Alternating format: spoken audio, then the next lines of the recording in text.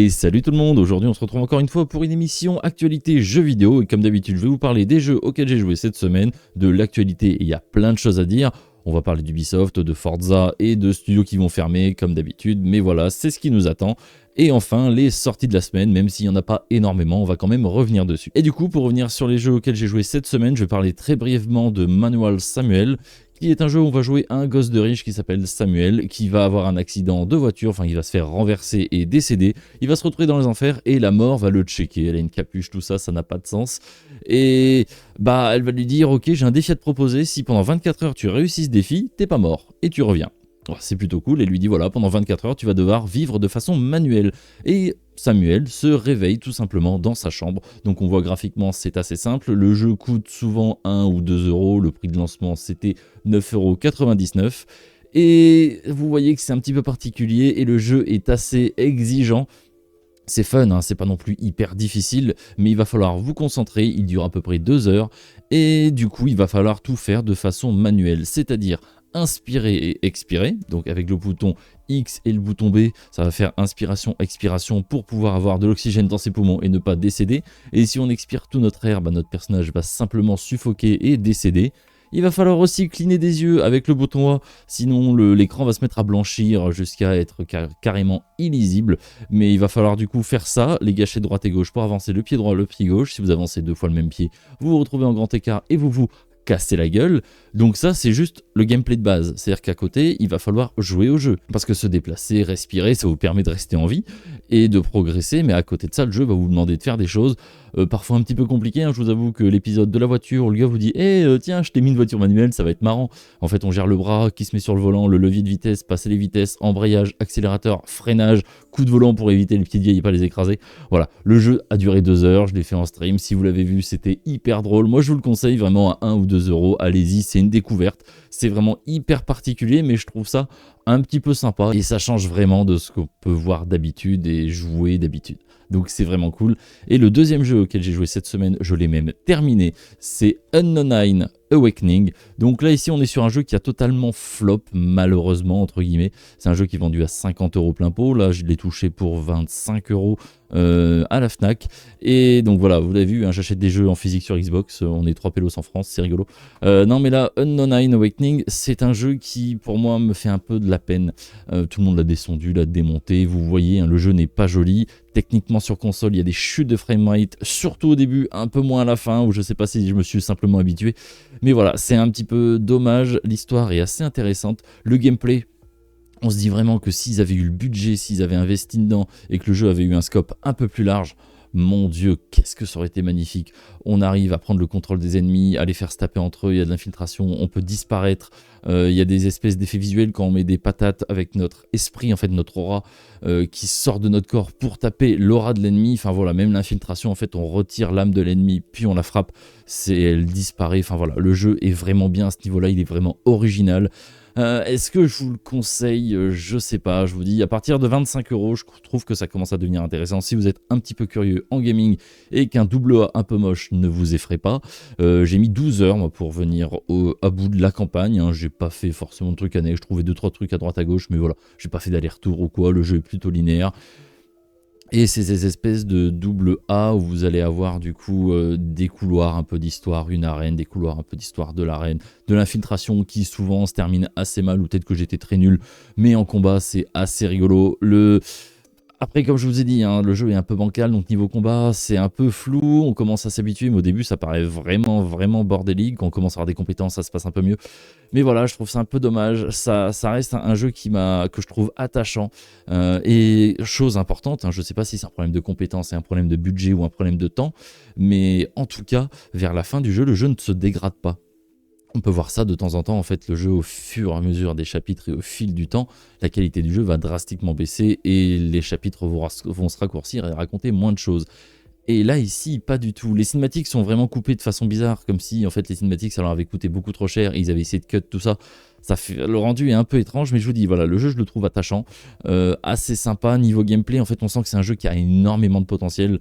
Je pense que ce sera terminé, qu'on n'aura pas de suite ou pas quoi que ce soit, où le studio va ou a fermé. C'est un peu dommage, pourtant c'est Bandai Namco qui est derrière l'édition. Mais voilà, ça reste un petit pincement au cœur parce que je trouve que j'avais quelque chose à proposer. Et si vous êtes un petit peu curieux en gaming et que vous ne vous arrêtez pas en fait à la première couche, vous risquez de découvrir un jeu qui ne va pas vous transcender, mais qui risque d'être un petit peu sympa quand même. Voilà, c'est tout ce que j'ai à dire sur Unknown Awakening. Moi personnellement, je vous le conseille selon votre profil. Comme je le disais, si vous êtes amateur de grands AAA et que vous ne jouez qu'à des jeux à une finition à plusieurs millions de dollars, ce sera pas pour vous. Par contre, si vous voulez découvrir un titre, que ce soit avec Unknown Awakening ou Manual Samuel, eh ben allez-y, faites-vous plaisir. Les deux vous occuperont 14 heures en tout, donc c'est plutôt sympa et je vous les recommande, je vous dis, avec des réserves. Et là-dessus, on va pouvoir passer aux actualités de la semaine. Du coup, cette semaine, qu'est-ce qui s'est passé? Donc on va déjà dans un premier temps revenir sur Assassin's Creed Shadows, pas sur le fait que tout le monde en dise du mal juste pour faire du clic, hein, ça ne sert à rien, laissons le jeu sortir. Laissons le jeu flop s'il est nul, laissons le jeu fonctionner s'il est bien. On verra comment ça se passe. Le jeu sort dans un peu plus d'un mois et on aura tous possibilité de mettre les mains dessus, de voir du gameplay approfondi et du vrai gameplay, pas simplement par des gens qui sont rémunérés pour en dire du bien ou du mal, parce qu'en fait quand vous en dites du mal, votre contenu est souvent mis en avant et bah en fait ça fait du clic, donc en fait vous êtes rémunéré littéralement pour dire du mal du jeu. Je dis pas que c'est pas mérité, hein, je dis juste voilà, que les gens sont rémunérés pour en dire du mal, ou qu'on joue une femme ninja, ou qu'il y ait des incohérences, ou qu'il y ait des sacrilèges, non, non. La chose qui a été retirée par exemple, c'est le démembrement, parce que le jeu a été jugé trop violent par l'entité hein, qui gère l'annotation des jeux au Japon, et du coup le démembrement ne sera pas présent dans Assassin's Creed Shadows au Japon. Et pour rappel, en 2023, 2024, je ne sais plus, Dead Space Remake avait été interdit à la vente au Japon. Et donc voilà, par une violence extrême qui ne correspondait pas à cette entité de notation et de jugement du jeu. Donc faut un peu lever le pied, se détendre et ne pas foutre tout sur le dos d'Ubisoft et ne pas clasher ce jeu, même si je vous dis, ça rapporte énormément de clics et c'est normal que les gens le fassent. Mais ce qui est vraiment dommage, c'est les gens qui les écoutent et qui prennent pour argent comptant tout ce qui est dit. Donc voilà, je voulais un petit peu rétablir la vérité là-dessus. On va rester encore une fois dans Assassin's Creed Shadows et promis, c'est la dernière news. Louis-San a fait un doublage. Je vous mets l'extrait, vous allez pouvoir en profiter. Ah, j'ai tout noté. Pour couvrir mes arrières, si jamais ça tournait mal. Retournez au château de Himeji. Mon allié et moi aurons besoin de quelqu'un là-bas. Oui, c'est une bonne idée. Qui ça? Moi? Et donc ici on a affaire à un Star Talent. Pour rappel, encore une fois, dans Assassin's Creed Odyssey, il y avait un doublage fait par Amixem. J'ai une épée et j'ai un bouclier. Ce sont des cadeaux de mes parents. Il faut absolument leur rendre pour qu'ils puissent se protéger. Qui était douteux aussi, là je suis d'accord que le doublage est catastrophique. Louis-San a réagi en disant qu'il n'avait pas été payé pour faire cette prestation, mais prenez-vous, si on vous propose de faire un doublage dans un jeu vidéo, en plus dans un grand jeu vidéo, je veux dire Ubisoft, Assassin's Creed, ça reste des noms que tout le monde connaît, tout le monde dira oui. Et déjà que les vrais doubleurs professionnels ont du mal parce que le doublage en jeu vidéo est assez particulier, on a très peu de contexte, très peu de visuel, souvent on a juste en fait un prompteur et puis vite fait l'intonation et le moment où il faut dire certains mots, mais c'est tout. Et après, les petits bouts de dialogue sont rajoutés dans le jeu, sont accrochés, mis à la suite, et ça peut donner des incohérences comme ça. Moi, j'avais eu le cas dans Spider-Man 2, qui pourtant est doublé par Donald Renew, et qui est un jeu à très grand budget et tout ça. Et dans Spider-Man 2, vous le savez, hein, il y a Venom, et en fait, Spider-Man, parfois, fait des envolées, s'énerve, et vraiment vénère et à la haine. Et bah en fait j'ai eu un dialogue comme ça hyper vénère, le téléphone sonne, ouais salut MJ, comment ça va? Bah non, tu viens littéralement de lui parler, de l'insulter de tous les noms, mais là en fait t'as lancé une espèce de petite quête secondaire en même temps, et tu changes de dialogue, bah c'est pareil en fait, c'est foireux, c'est un jeu à très gros budget, sauf que là on a quelqu'un qui est pas du milieu, c'est pas son métier, on lui a proposé, il a dit oui, pourquoi pas, je vous dis, si on m'avait proposé j'aurais accepté juste par curiosité, pour expérience, pour voir comment ça se fait. Le vrai problème, c'est que c'est été gardé, que c'est été compilé comme ça et que c'est été proposé.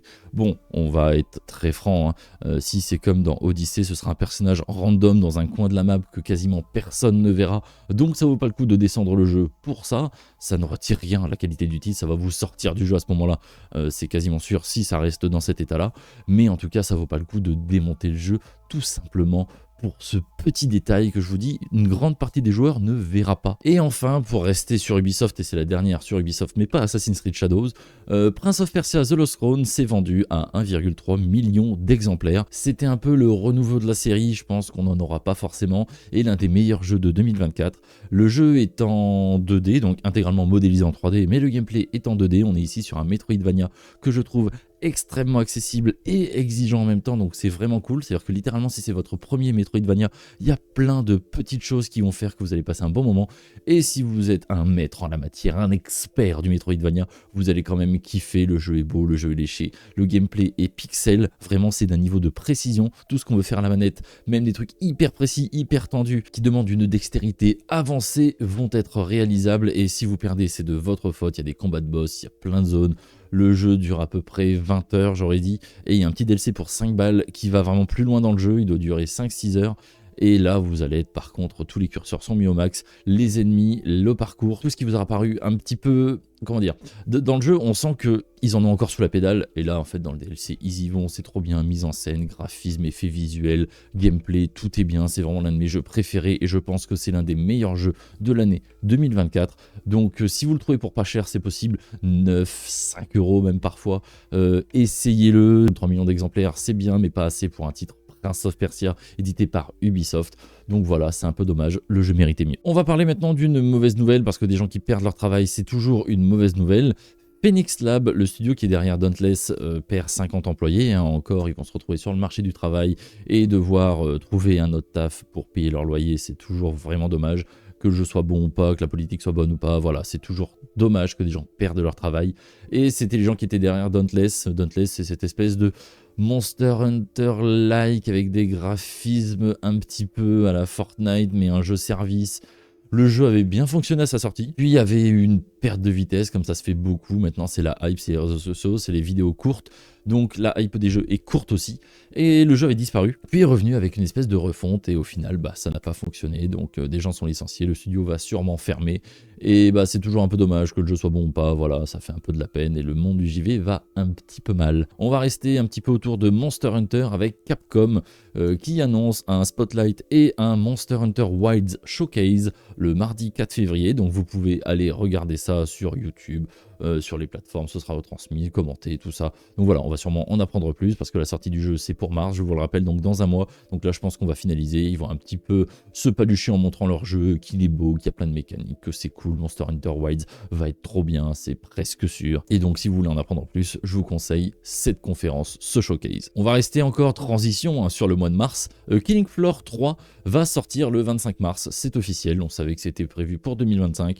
Et Killing Floor c'est juste trop bien. Si vous aimez le mode zombie de Call of, c'est un jeu qui ne se base que sur le mode zombie de Call of. Donc le jeu c'est juste ça, et c'est mieux, c'est trop bien, c'est génial. Des classes rigolotes, des échanges entre les personnages, un bestiaire vraiment cool, une difficulté bien dosée, différents modes de difficulté, différents objectifs que vous aurez sur des maps qui sont magnifiques. Enfin voilà, c'est vraiment cool, le jeu est vraiment sympa, vous allez pouvoir acheter des armes, améliorer ces armes là, gagner des compétences pour vous améliorer définitivement. Vu que c'est un mode PvE, ce n'est pas grave, c'est le but. Et voilà, Killing Floor 1 c'était un mode d'Half-Life, Killing Floor 2 c'était un super bon jeu de zombies vague coop, et le Killing Floor 3 graphiquement a l'air vraiment incroyable et moi je vous le conseille. Le 2 coûte rien mais le 3 va sortir, donc si jamais vous êtes avec des potes qui n'ont pas forcément les moyens ou quoi que ce soit, ou le temps, prenez-vous le 2 pour 4 balles, éclatez-vous 10-15 heures dessus. Mais bon, au mois de mars, le 3 va sortir et ce sera sûrement un banger et personne n'en parle, alors que Killing Floor, c'est trop bien. On va aller maintenant du côté de Microsoft. Désolé, la transition est quand même vachement moins bien. Mais on a deux informations. Donc Avowed est annoncé à 60 fps sur Series X. Donc ce ne sera pas dans tous les modes graphiques. Il y aura sûrement un résolution et un performance. Mais il atteindra les 60 fps sur Series X. Et ça, c'est plutôt cool. Le jeu, que vous l'attendiez ou pas, est prévu pour le 18 février. Donc c'est vraiment bientôt. C'est quasiment demain. Et on verra, c'est développé par Obsidian, on en parlera, il y aura du contenu sur la chaîne qui sera proposé prochainement. Je vous tease ça un petit peu, mais ça risque d'être rigolo, nouveau format avec quelqu'un, tout ça, ça va être chouette. Et dernière info, Microsoft, pas des moindres, on va parler Forza Horizon 5. Parce que comme vous le savez, Phil Spencer a officialisé que plein de jeux allaient arriver sur PlayStation, Switch ou quoi que ce soit. Voilà, ils vont diversifier un petit peu les plateformes de leur catalogue. Ça a toujours été l'optique et ils l'ont toujours dit avec tous les studios qu'ils ont rachetés, que chaque jeu pourrait potentiellement se retrouver sur les plateformes concurrentes. Et ici, on parle de Forza Horizon 5 qui arrive au printemps 2025, donc demain, littéralement, vraiment, c'est quasiment demain, sur PlayStation 5, avec la dernière mise à jour qui sortira pour la sortie, et ça marquera un petit peu la fin du contenu pour Forza Horizon 5. Il sortira sûrement plein pot hein, pour les joueurs PlayStation. Vous pouvez l'ajouter directement dans votre wishlist. Je sais pas si le jeu sortira en physique, j'imagine que oui, parce que les tirages physiques de PlayStation nécessitent moins d'exemplaires. Donc si vous ne connaissez pas le jeu, vu que vous êtes sur PlayStation et que vous n'avez jamais fait de Forza Horizon, vous allez vraiment passer un bon moment. Je ne suis pas d'accord avec les gens qui disent que The Crew est bien en dessous de Forza. Au niveau de la conduite, oui, mais pour moi, ce n'est pas du tout le même type de jeu. On se retrouve un petit peu en mode festival, tout ça, mais on ne recherche pas du tout la même chose. Quand vous jouez à un Forza Motorsport ou un Need for Speed, c'est deux jeux de voiture, de course, et vous ne cherchez pas la même chose. Et bien entre un The Crew Motorfest et un Forza Horizon, j'aime les deux, j'ai joué aux deux, j'apprécie les deux, pas forcément pour les mêmes choses, mais c'est vraiment sympa. Et Forza Horizon 5 est un très grand jeu. Tout le monde panique en disant qu'Xbox n'aura plus d'exclus. C'est un sujet qui est un petit peu compliqué parce que pour le coup ça reste un très gros jeu, mais c'est pas le dernier Forza Motorsport. C'est le dernier Forza Horizon 5 qui est sorti en 2021. On est en 2025. Le 6 peut-être va arriver bientôt. Je sais pas s'il sera dispo sur PlayStation Day One ou un an après. Mais en tout cas, c'est à voir la politique. Ils ont dit qu'il y aurait sûrement du Gears of War, du Halo, après avoir pour Starfield et tout ce qui s'ensuit, Evoed. Voilà, vous savez aussi que le Indiana Jones va sortir sur PlayStation 5 au début 2025 et que Doom Dark Age aussi sera sur PlayStation 5. Donc à voir ce que Xbox va prendre comme direction. Je ne sais pas trop où ça va nous mener, mais pour rappel, encore une fois, hein, PlayStation avait annoncé à la sortie de Spider-Man 2 que rentabiliser Spider-Man 2 seulement en le sortant sur PlayStation, c'était compliqué, les jeux coûtent de plus en plus cher et les gens malheureusement achètent de moins en moins parce que y a des promos, il y a plein d'autres titres et quand vous voyez un Spider-Man 2 en fait à 80 €, pour 80 €, vous pouvez peut-être vous acheter 1, 2, 3, 4, 5, 6 jeux même parfois avec les soldes sur des grands titres que vous avez jamais fait. Et du coup en fait les nouveautés sont mises en concurrence avec des jeux qui ont déjà une réputation, que des gens ont déjà, que vous pouvez faire en coop plus facilement. Enfin voilà, il y a déjà plus de DLC, du contenu, le jeu plus stable, terminé. Donc c'est toujours un peu compliqué de sortir des gros titres et c'est pour ça que PlayStation maintenant sort quasiment un an après tous ces jeux sur PC pour faire augmenter les ventes, augmenter la hype. Ça fait 2 sorties, 2 moments où il y a un pic de communication sur leur jeu, donc c'est tout bénef pour eux d'un point de vue commercial. Mais à voir, on n'est pas à l'abri de voir des jeux sortir sur Xbox. Je pense que le premier move à faire pour PlayStation serait un jeu comme Helldivers, et que ce soit du Forza, du Gears ou du Halo, ça ne me dérange pas du tout, c'est des jeux multijoueurs. Le jeu est en solo, hein, mais bon, on peut vivre derrière sur le jeu, et le jeu peut vivre simplement avec son mode multijoueur, donc ça ne me dérange pas de rajouter plus de monde sur ces jeux-là. Par contre, pour tout ce qui est Fable, ou Evoed, ou Starfield, à voir vraiment la décision que prendra Microsoft, et le futur du gaming pour Microsoft, s'il existe. Je pense qu'ils vont quand même aller sur le terrain de la console portable, mais est-ce que Microsoft sera encore présent avec une grosse console pour une génération? Je pense que oui. Une deuxième, pas si sûr. Et que va faire PlayStation? Parce qu'encore une fois, la PS4 et la PS4 Pro sont sorties au même prix de 399 €. La PS5 est sortie à 500 et maintenant est à 550 €. Donc du coup, la PS5 est sortie plus chère que la PS4 Pro. La PS5 Pro est à 800 €. Est-ce que la PS6 sera plus chère que la PS5 Pro? Si on enlève Microsoft de l'équation et qu'on garde que Sony et qu'on nous propose une console à 850, 900... 1000 €, sans lecteur, sans socle. Est-ce que c'est pas tout simplement le gaming console qui va mourir? Je sais pas, je pense qu'un jour ce sera terminé et que en fait le store PlayStation, le store Xbox, ce sera juste des applications qu'on pourra retrouver sur des espèces de PC qui seront des consoles de salon proposées par MSI, proposées par Asus, par Lenovo. Voilà, on aura un espèce de monolithe qui sera dans notre salon, qui pourra faire tourner un petit peu tous les jeux. La version Big Picture de Steam, enfin voilà, à voir. Le jeu vidéo me paraît un petit peu en difficulté sur console, les baisses de physique. Microsoft, on ne sait pas trop où il se place, ce sera à voir. Je ne veux pas ici faire de pronostics. Je vous parle juste de mon ressenti en analysant un petit peu la situation et en sachant un peu ce qui se fait dans le monde du gaming et ce qui rapporte de l'argent, mais en tout cas c'est un petit peu triste. On va pouvoir passer à la dernière partie, aux sorties de la semaine, et la seule grosse sortie de la semaine pour moi ce sera Kingdom Come Deliverance 2 qui va sortir sur un peu toutes les plateformes le mardi 4/02 en même temps que le Spotlight et le Showcase de Capcom Monster Hunter. Donc voilà, c'est un jeu médiéval. Pour information vraiment important, les doublages français ont des gros problèmes, vont être patchés en partie partie à la sortie et ce sera un petit peu après la sortie du jeu que ce sera totalement réglé. Ça a été annoncé par le studio et c'est un jeu assez long, assez prenant, qui demande pas mal d'investissement, mais en tout cas vous allez passer un bon moment si vous vous jetez dedans. Si jamais c'est la suite de Kingdom Come Deliverance 1 qui est disponible pour vraiment pas cher, donc si vous voulez être curieux, essayez. Le jeu est très très lent, le jeu est quasiment une simulation médiévale, les combats sont assez exigeants et surtout très très complexes, tant qu'on n'a pas compris toutes les subtilités de celui-ci, mais en tout cas c'est un très bon jeu que je vous invite à découvrir, que ce soit le 1 pour un moindre prix, ou le 2 directement si vous voulez partir avec des graphismes au top et tout ce qui s'ensuit. C'était pour le coup la fin de votre petite vidéo d'actu qui revient un petit peu sur ce qui se passait dans le monde du gaming. J'espère que vous avez apprécié la vidéo. On se retrouve du coup la semaine prochaine, je vous fais des bisous et je vous dis à la prochaine.